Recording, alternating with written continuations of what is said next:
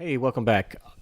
In this quick tutorial, I'm going to show you how you can add a sprocket or a gear into your Fusion 360 model. I was asked some time ago by my father because I had made him a small gear for his HO train assembly to replace a part that had snapped off because of overusage.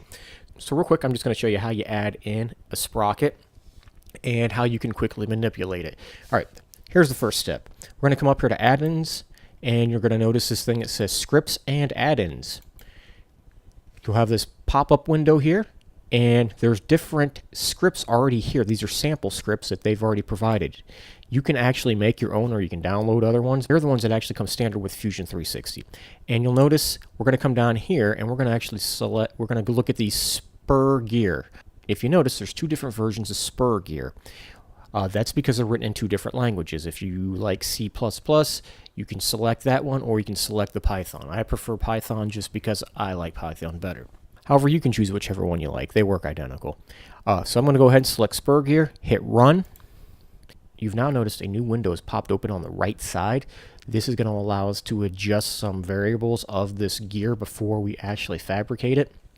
You have your choice between your standard or English measurement. You can do your pressure angle, which I'm just going to leave it right now to default of 20 degrees. If you do something high torque, you're probably going to need to change that. You have your module, you have your number of teeth, you have your backlash, you have all these other variables you can change. In this case, I'm actually going to make this a little bit more fine. I'm going to add more teeth to this. I'm actually going to make it 50 teeth. And right here, pitch diameter, that's going to be the size of this entire unit. So just be aware that for right now, that's going to be the size. When this is actually fabricated, it's going to be 635 millimeters. With a simple ratio, you can scale it down. All right, so go ahead and click OK. Now this may take a moment depending on your video card that you have in your computer. There we go. We have a nice sprocket. With the sprocket, now I can manipulate parts of it. I can extrude a side of it if I needed it thicker. I can actually make it smaller if necessary. In this case, this is going to be way too big. So now we're going to come up to Modify. We're going to go to Scale, and we're going to select the entity, which is this entire gear. So I'm going to click that, and I want to leave this at uniform. The reason I want to do this is because this is going to make sure that the X, Y, and Z all correspond with each other. It's going to keep the proportions identical in relationship with either the X, Y, and Z. So go ahead, right there, keep your scale type uniform. I'm going to scale this down to 0.15. There it is.